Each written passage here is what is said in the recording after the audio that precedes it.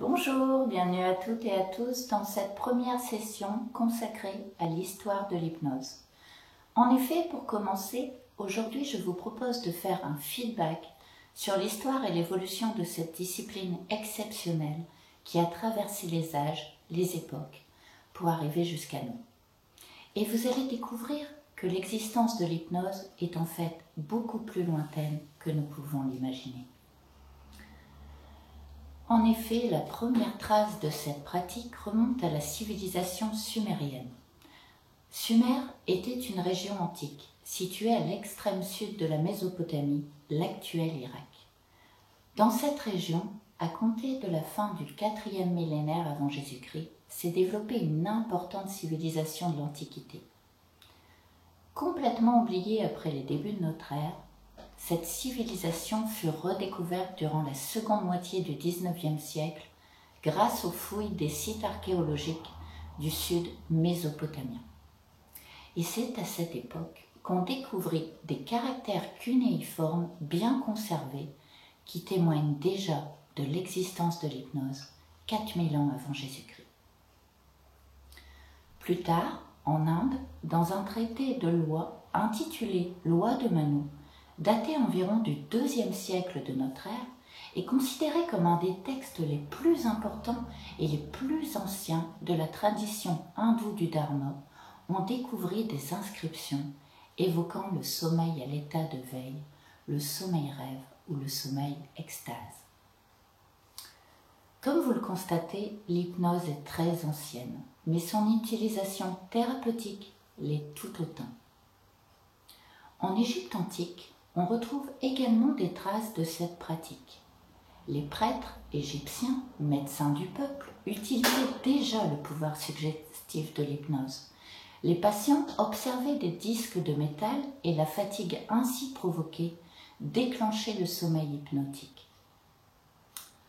En Grèce antique, l'hypnose thérapeutique était aussi pratiquée dans les temples du sommeil.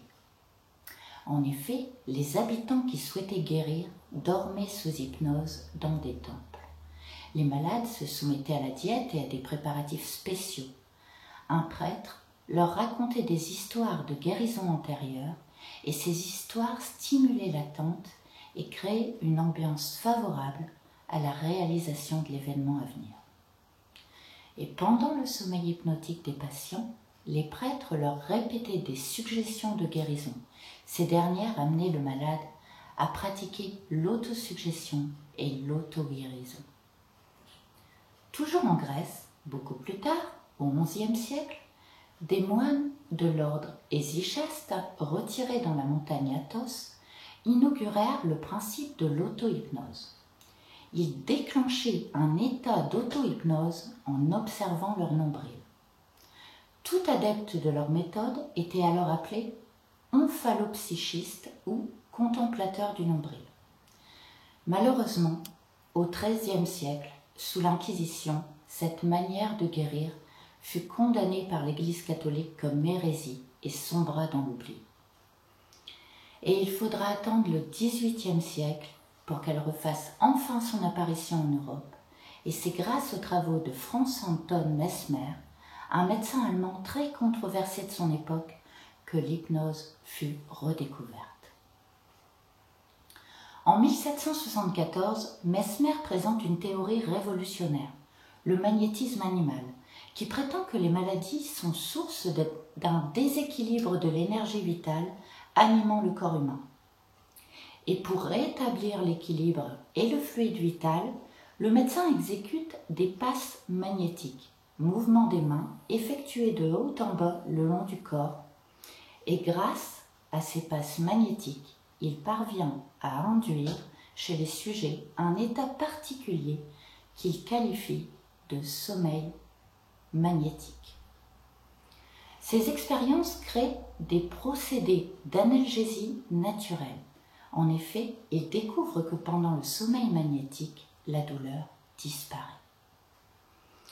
On raconte qu'il aurait rendu la vue à un pianiste aveugle depuis ses 4 ans, en lui suggérant qu'à son réveil, il pourrait voir de nouveau normalement. Mais en 1784, l'Académie des sciences forme, sur ordre du roi Louis XVI, une commission composée de médecins chargés d'examiner la doctrine étrange de Mesmer. Et malheureusement, sa théorie du fluide est discréditée et ses guérisons caractérisées d'imaginaire.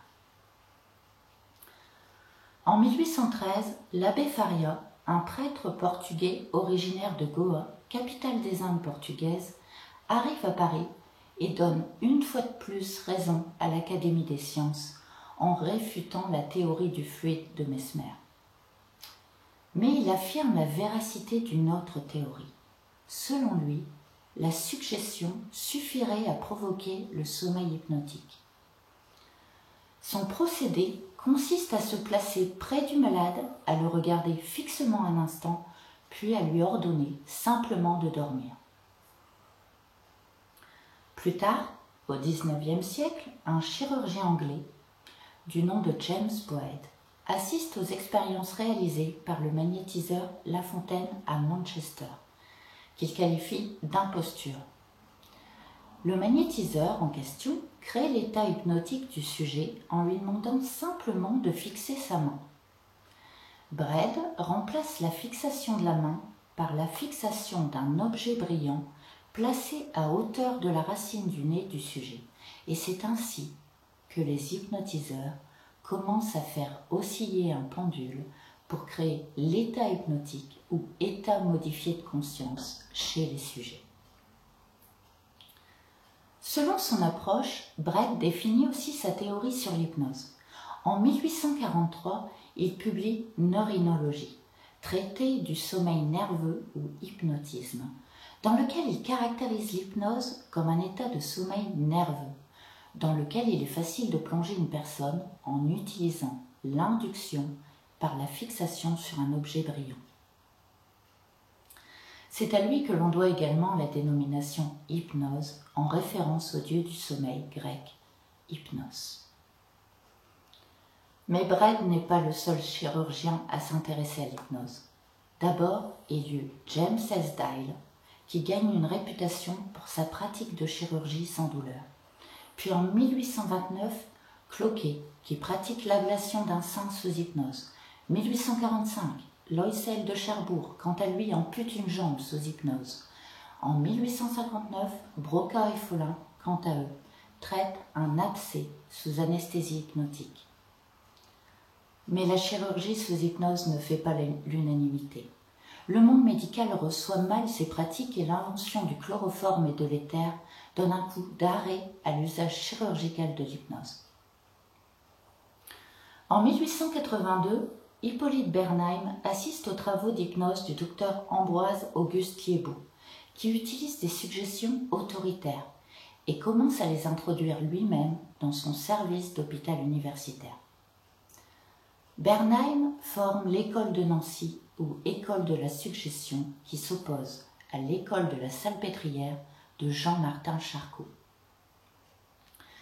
Bernheim définit l'hypnose comme un simple sommeil produit par la suggestion susceptible d'application thérapeutique. Sa théorie s'oppose à la définition de Charcot qui voit en l'hypnose un état pathologique propre aux hystériques. Finalement, la communauté scientifique approuve la théorie de Bernheim, mais l'hypnose classique et directe finit par s'essouffler.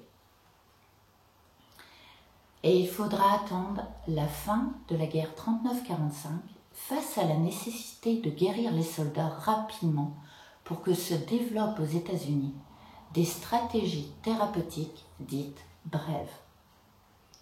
Et sous l'impulsion du psychiatre Milton Erickson, l'hypnose va enfin retrouver ses lettres de noblesse. Erickson est daltonien, amusique, et il contracte la poliomyélite à l'âge de 17 ans.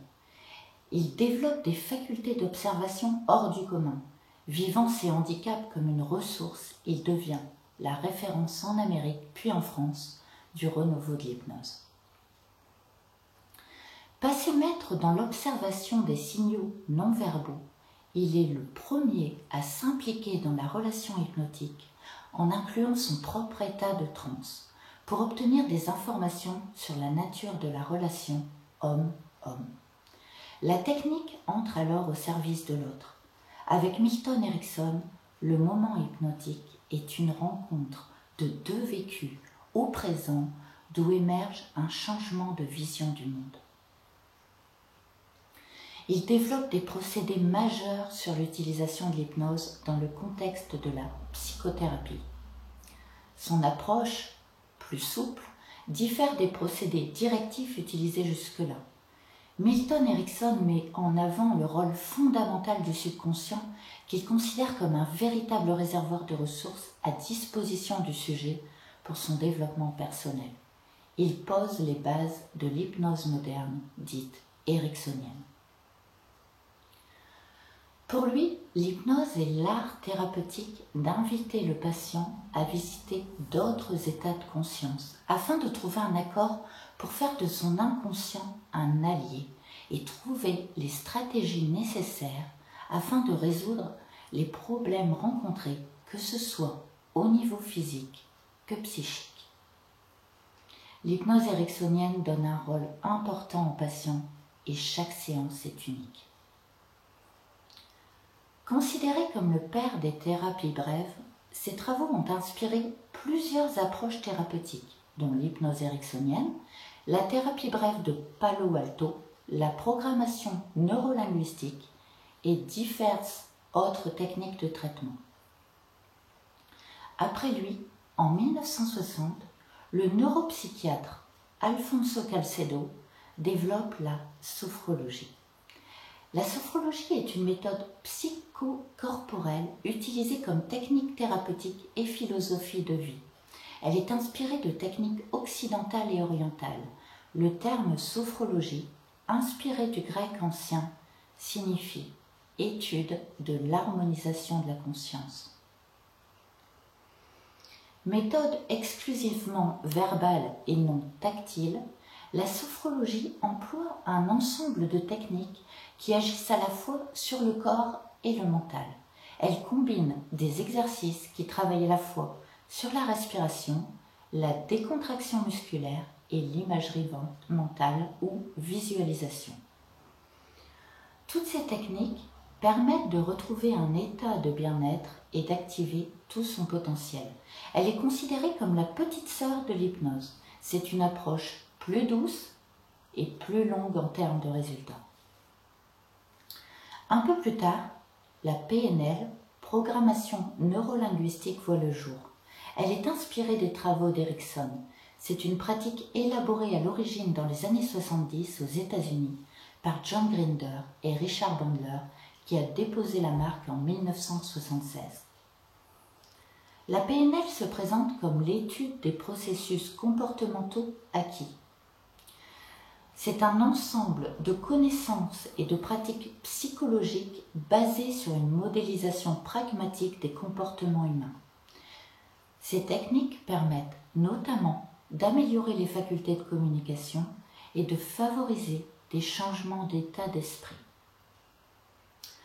En s'intéressant notamment aux représentations mentales et aux automatismes, elle les identifie, les schématise et peut les proposer comme stratégie. Donc, très schématiquement, si une personne qui échoue dit se répéter « c'est dur », la programmation sera « je peux le faire » associée à la réussite. Cela peut être proposé. Voilà, je tenais à vous faire profiter de cet historique sur l'hypnose pour vous permettre de comprendre tout le potentiel de cette technique qui a traversé les âges en devenant une référence parmi les thérapies brèves grâce aux travaux de Milton Erickson, qui a inspiré la création d'autres méthodes thérapeutiques, des outils de développement personnel comme la sophrologie et la PNL. Et aujourd'hui, l'hypnose évolue encore et différentes formes d'hypnose ont vu le jour, inspirées par l'hypnose classique et les travaux de Milton Erickson.